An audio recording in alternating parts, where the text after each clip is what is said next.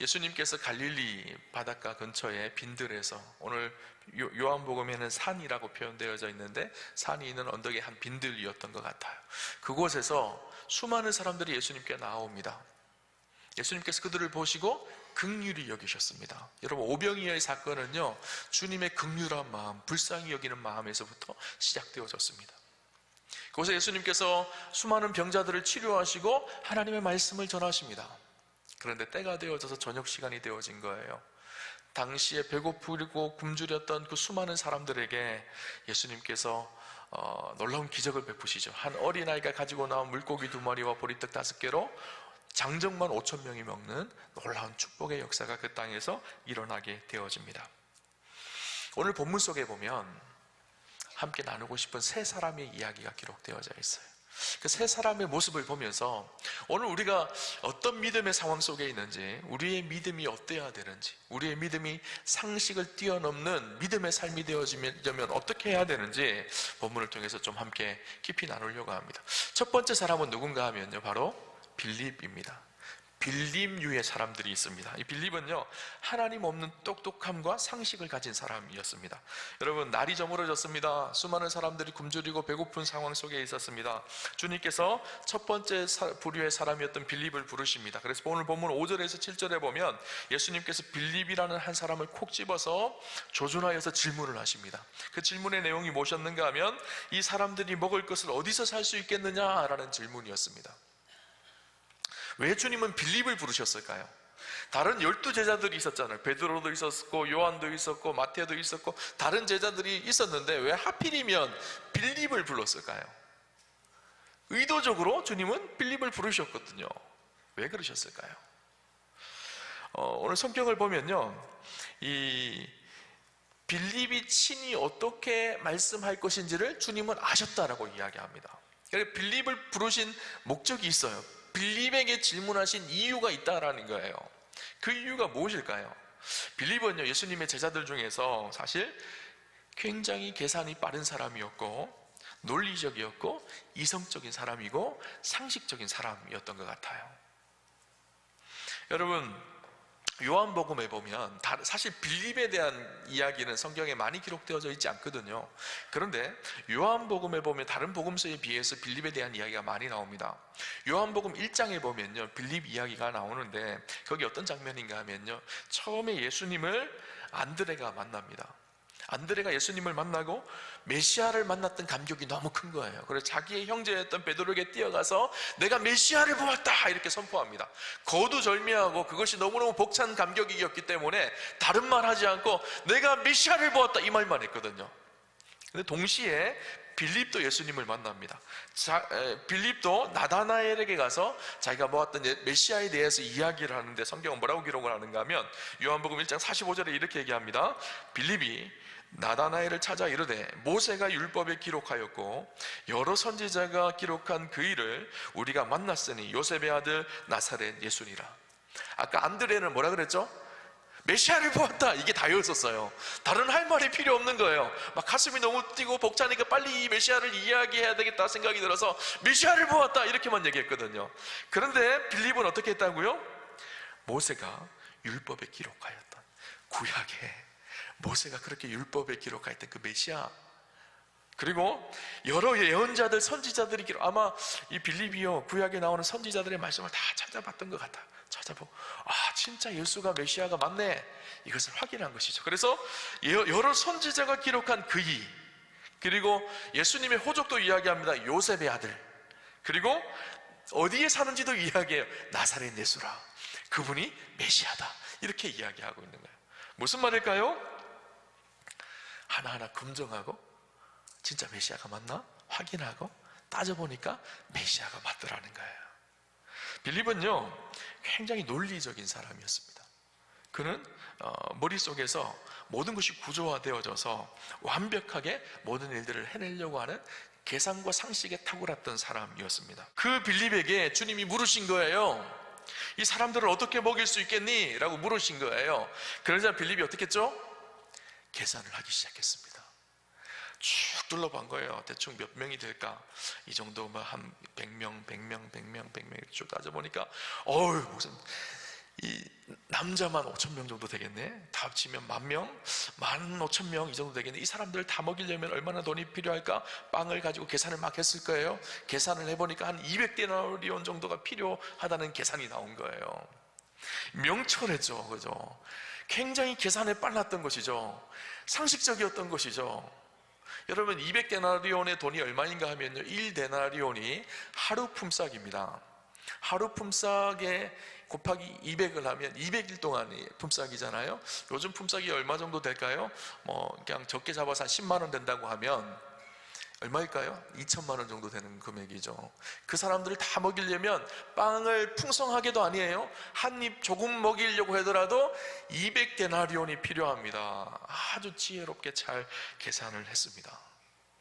계산에 탁월했던 사람, 상식적으로 뛰어났던 사람, 그가 빌립이었습니다. 요즘으로 하면요, 엘리트예요, 엘리트. 그 제자들 중에서의 브레인이에요. 최고로 똑똑한 사람이었어. 의도적으로 주님은 그 빌립을 찾아서 물으신 거예요, 그죠? 그런데 반전의 사실이 오늘 본문에 기록되어져 있습니다. 6절을 보면 이렇게 기록합니다. 이렇게 말씀하심은 친히 어떻게 하실지를 아시고 빌립을 시험하고자 하심이라. 주님이 그 빌립에게 의도적으로 물으셨다라는 거예요. 빌립이 어떻게 대답하실 줄도 주님은 다 알고 계셨다라는 거예요. 그리고 그 뒤에 뭐라고 말하죠? 빌립을 시험하고자 하셨다는 거예요. 시험이 뭘까요? 성경에 나오는 시험은 두 가지 시험이 있습니다. 하나는요, 사단의 유혹, 템테이션이 있어요. 야고보서에 보면요, 사단이 우리를 유혹하여 넘어뜨리려고 하는 시험에 대해서 이야기를 합니다. 그래서 너희 인생이 망가져봐라, 이것이 말하는 템테이션, 우리의 인생을 망가뜨리는 시험이 있어요. 근데 주님이 시험하시는 그 시험은요, 그런 시험이 아닙니다. 오늘 본문에 나오는 이 시험은 헬라어로 페이라조라는 단어인데, 마치 학교에서 선생님들이 학생들의 실력이 어느 정도인지를 확인하고 모르는 것을 깨우쳐 알게 하게 하는 시험, 테스트를 말합니다.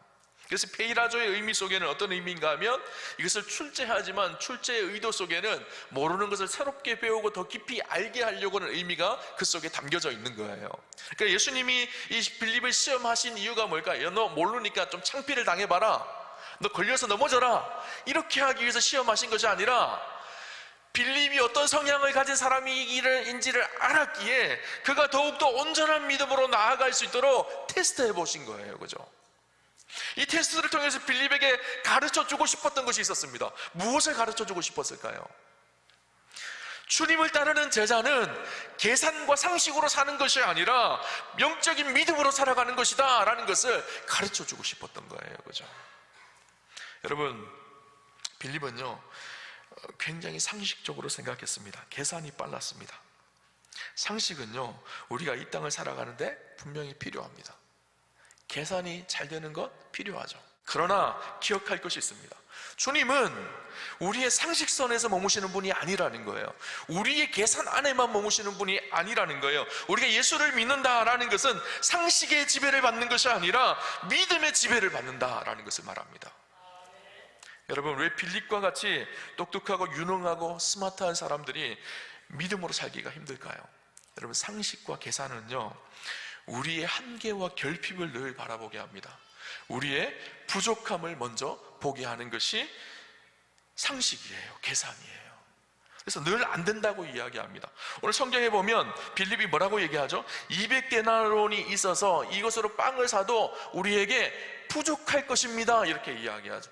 부족하고 안 된다는 것만 보이는 거예요. 그래서 늘 안 된다고, 부족하다고, 대책이 없다고, 방법이 없다고 이야기하는 것이 상식과 계산에 결과할 때가 얼마나 많은지 몰라요.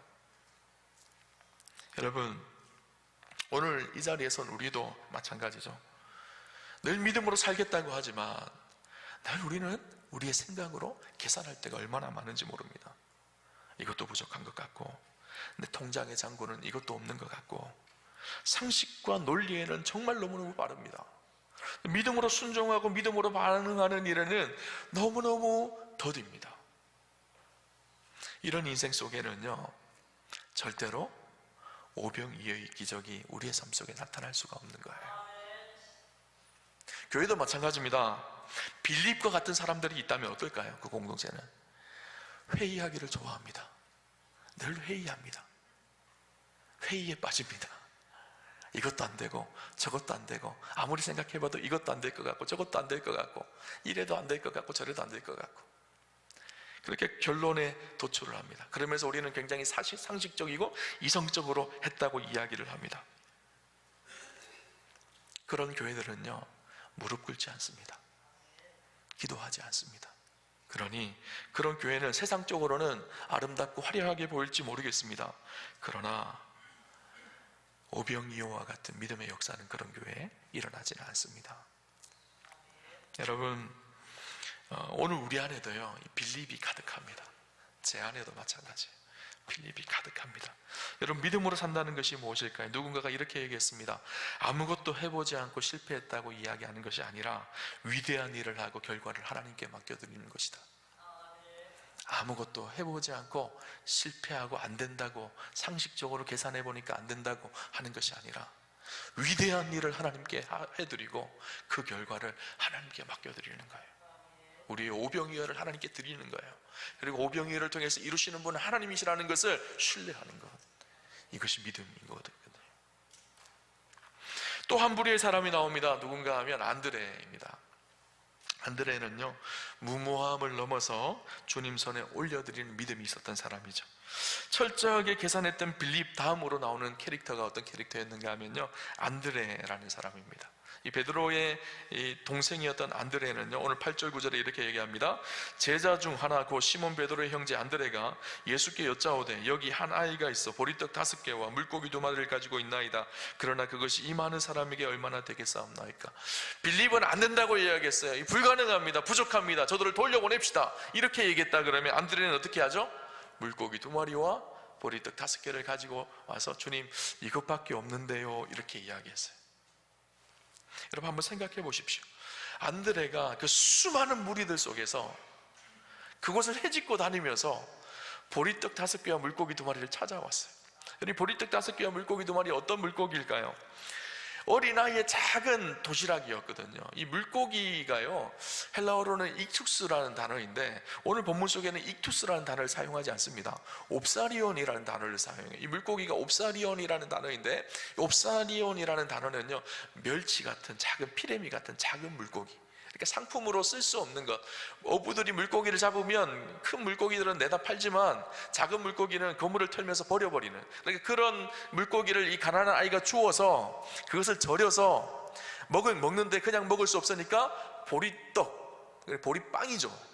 보리빵에다가 그것을 적셔서, 보리빵이 너무 뻑뻑하고 맛이 없으니까 당시는요, 밀로 빵을 만드는데 밀을 살 수 없었던 사람들이, 가난했던 사람들이 보리로 만든 빵을 샀습니다. 그리고 그것을 물고기, 소금에 절여진 그 물고기에 찍어서 그렇게 먹던 그런 작은 간식이, 작은 도시락이 이 물고기 2마리와 보리떡 5개, 오병이어거든요. 이것을 가지고 안드레가 주님 앞에 나온 거예요. 안드레를 한번 제가 한번 이 말씀을 묵상하면서 상상을 해봤어요. 이쪽에서는요, 빌립이 예수님 앞에서, 예수님, 200데나리온 정도가 필요한데 예수님 보십시오. 예수님도 돈 하나 없죠? 저도 돈 하나 없어요. 이건 불가능한 일이니까요, 그냥 사람들 돌려보냅시다. 이렇게 막 상식적으로 계산하고 설명하면서 그렇게 이야기를 하고 있는데, 이쪽에서는 안드레가 어떻게 했을까요? 찾아다닌 거예요. 그 수많은 군중을 헤집고 다니면서 혹시 먹을 거 있는 사람 있나요? 예수님께 드릴 수 있는 먹을 음식이 있는 사람이 있나요? 찾아서 다닌 거예요. 여러분, 믿음은 무엇일까요? 안 된다고 포기하는 것이 아니라 그럼에도 불구하고 가능성을 바라보면서 그 속에서 하나님이 이루실 일들을 행할 것을 바라보면서 믿음의 일들을 찾아서 그 일들을 행하는 사람들, 이것이 믿음의 길인 것이죠. 하나님 앞에 진짜 살아있는 믿음은 바로 안드레와 같은 믿음이었었어요. 물론 안드레도요, 확신이 없었어요. 오늘 성경에 보니까 그러니 그것이 이 많은 사람들에게 얼마나 되겠습니까? 그렇게 물었잖아요. 예수님 앞에 오병이어를 드리면서도 이거 가지고 될 수 있을까 하는 의심의 마음이 있었어요. 그럼에도 불구하고 빌립은 아예 안 된다고 이야기를 했고, 안드레는 그것마저도 주님 앞에 맡기며 이것 가지고 안 될 것 같은데 하면서도 주님 앞에 드렸다라는 거예요. 최고의 결정자이신, 전능하신 주님 앞에 그 문제를 가지고, 그것을 가지고 나아가는 믿음이 그래도 안드레 안에는 있었다라는 거예요. 그렇죠? 마지막 세 번째를 볼까요? 세 번째는 누군가 하면요, 바로 어린 아이입니다. 이 어린아이는요, 자신의 전부를 드리는 큰 믿음이 그 안에 있었습니다. 여러분, 이 안드레가 가지고 나온 물고기 2마리와 보리떡 5개, 정말 보잘것없는 그런 음식이었는데 주님은 그것을 주목하십니다. 그리고 놀라운 기적을 베푸시죠. 오병이어의 역사가 일어납니다. 여러분, 우리의 인생 속에는 왜 이런 폭발적인 주님의 놀라운 오병이어와 같은 기적이 우리의 삶 속에는 왜 나타나지 않을까요? 이유는 간단합니다. 이 어린아이처럼 우리의 전부를 하나님께 내어드릴 수 있는 믿음의 결단이 없어서예요.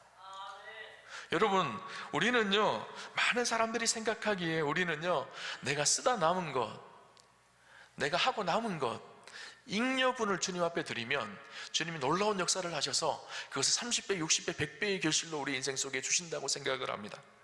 마치 주님이 도깨비 방망이를 하나 들고 계셔서 내가 쓰다 남은 것 드리면 50배, 100배의 결실을 주시는, 마치 쓰다 남은 돈으로 주식 투자하듯이 주식에 투자하면 이것이 나중에 이익을 얻어서 나한테 돌아오는 것처럼 믿음 생활도 신앙 생활도 그렇게 생각할 때가 얼마나 많은지 몰라요. 주님은 우리가 쓰다 남은 것 받으시는 분이 아니십니다. 우리의 전부를 받기를 원하십니다. 이 어린아이가 가지고 있었던 오병이어는 정말 하찮은 음식이고 보잘것없는 음식이었지만 이 아이에게는요, 그날 일용할 수 있는 하루 양식이었었어요. 그가 가지고 있었던 모든 것이었습니다. 마치 누가복음 21장에 나오는 과부의 두렙돌처럼 그가 주님 앞에 드릴 수 있었던 모든 것을 그는 기꺼이 내어드린 것이죠. 여러분, 오늘 우리가 이 어린아이에게 배울 믿음이 있습니다. 주님께 부담 없는 적당한 일부를 떼어드리는 것이 아니라, 그런 가벼운 믿음이 아니라 오병이어의 하찮은 것일지 모르겠지만 자기의 전부를 드렸던 이 아이의 이 고백을 주님은 기뻐 받으셨죠. 마치 엘리야에게 사르밧 과부가 가뭄이 들어서 아무것도 먹을 수 없는 그 상황 속에 가루 한 움큼, 기름 조금 가지고 빵을 구워서 전부를 드렸던 것처럼 이 아이는 남은 잉여분이 아니라 주님께 모든 것을 드렸던 거예요. 여러분, 오늘 우리는 어떤가요? 우리가 쓰다 남은 것 하나님께 드리지 않나요? 하나님, 내 스케줄이 너무 바쁘니까요, 이 바쁜 스케줄 뒤로 하고 나중에 그렇게 헌신할게요. 주님, 내가 사고 싶은 거 다 사고 주식 투자도 하고 통장도 다 채우고 혹시 돈 남으면 그때 헌금할게요. 그렇게 잉여분 주님 앞에 드리는 모습이 우리의 모습 아닌가요? 여러분, 교회사 속에 아프리카 대륙의 십자가의 복음으로 변화시켰던 위대한 선교사가 있습니다. 바로 데이비드 리빙스턴이죠. 이 데이비드 리빙스턴이 아프리카의 그곳에 십자가의 복음으로 아프리카 대륙을 변화시킬 수 있었던 그의 인생 속에 전해지는 놀라운 사건이 있었습니다. 어린 아이였던 리빙스턴이 영국의 한 시골 교회에서 신앙생활을 했어요. 그곳에 신앙생활을 하다가 한 번은 오지 선교사님이 방문을 했습니다. 오지 선교사님이 뜨겁게 말씀을 전하고 마지막 성도들에게 헌신을 부탁을 합니다. 그리고 강대상 앞에 헌금바구니를, 헌금통을 하나 놓고 여러분 선교지를 위해서 헌금해 주시기를 바랍니다, 그렇게 부탁을 했습니다. 그런데 전부 다 눈만 껌뻑껌뻑하고 아무도 헌금을 안 하시는 거예요. 서로 얼굴만 쳐다보고 분위기가 싸해졌습니다. 그때 이 꼬맹이 리빙스턴이 저 뒤에서 걸어 나오는 거예요. 그리고 그 헌금통 속에 자기가 들어가요. 사람들이 막 웃었으면 뭐 하는 거냐고. 그러자 리빙스턴이 눈물로 이렇게 고백합니다. 하나님, 저는 너무 가난해서 하나님 앞에 드릴 물질이 없습니다. 그런데 가진 것은 이 몸밖에 없습니다. 이 몸을 주님께 드립니다. 그리고 자신을 헌금통 안에 집어넣은 거예요. 하나님은 오병이어처럼 드려졌던 리빙스턴이라는 꼬맹이를 아프리카 선교의 위대한 하나님의 사람으로 사용하십니다. 내 것이 작은 것이지만 주님 앞에 드릴 때 주님은 위대한 역사를 오늘도 일으켜 가시는 것이죠. 여러분, 예수님께서 그 오병이의 음식을 받으시고 어떻게 하시죠? 오늘 성경에 보니까 하늘을 우러러 어떻게 하시죠? 축사하십니다. 축사의 뜻이 무엇인지 아세요? 축복하고 감사하셨어요. 이상하죠? 아직 기적이 일어나지 않았어요. 여전히 오병이어의 작은 음식입니다. 그러나 주님이 어떻게 하셨다고요? 감사하셨어요. 무슨 말일까요? 감사는요, 믿음의 선포입니다. 아직 일어나지 않았지만 감사를 선포하고 있는 거예요. 어떤 일이 일어났을까요? 이것이 놀라운 기적의 음식이 되어져서 제자들이 이 음식을 가지고 사람들에게 나누어지기 시작합니다. 빵을 하나를 나누어지니까 또 하나가 생긴 거예요. 두 개를 나누어지니까 두 개가 또 생긴 거예요. 이렇게 모든 사람들이 어떻게 되었다고 성경에 보니까 원하는 만큼 배불리 먹은 후에 모든 사람들이 풍성하게 먹었다라는 거예요. 아까 말했죠, 200데나리온이 있으면 어떤다고요? 조금씩 먹어도 부족할 것입니다 라고 말했는데, 이제는 200데나리온이 아니라 어린아이가 들으니 작은 음식을 통해서 주님은 놀랍고 풍성한 역사를 일으키십니다. 그래서 모두가 배불리 먹고 남게 되어집니다. 이 음식을 먹고 난 이후에 어떻게 되죠? 예수님께서 그 남은 음식 다 거두어 드려라 이렇게 말씀하세요. 왜 그러셨을까요? 좀 싸가지고 가고 그러면 될 텐데 왜 다 가지고 오라고 했을까요? 청소 깨끗이 하시려고 그러셨을까요? 환경오염이 좀 걱정되셔서 그러셨을까요? 아니에요. 하나님의 은혜가 얼마나 풍성한지를 우리에게 보여주시는 거예요.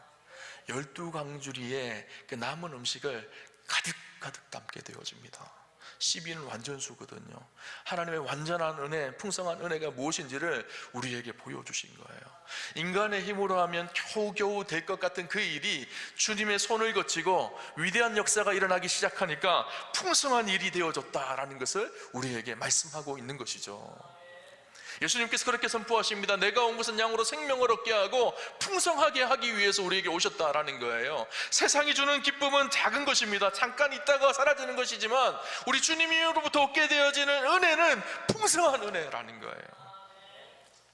여러분, 여러분의 인생 속에 이 하나님의 풍성한 이 은혜가 오병이어의 기적의 사건이 날마다 실제가 되어서 나타나는 축복이 있으시기를 주님 이름으로 축원합니다.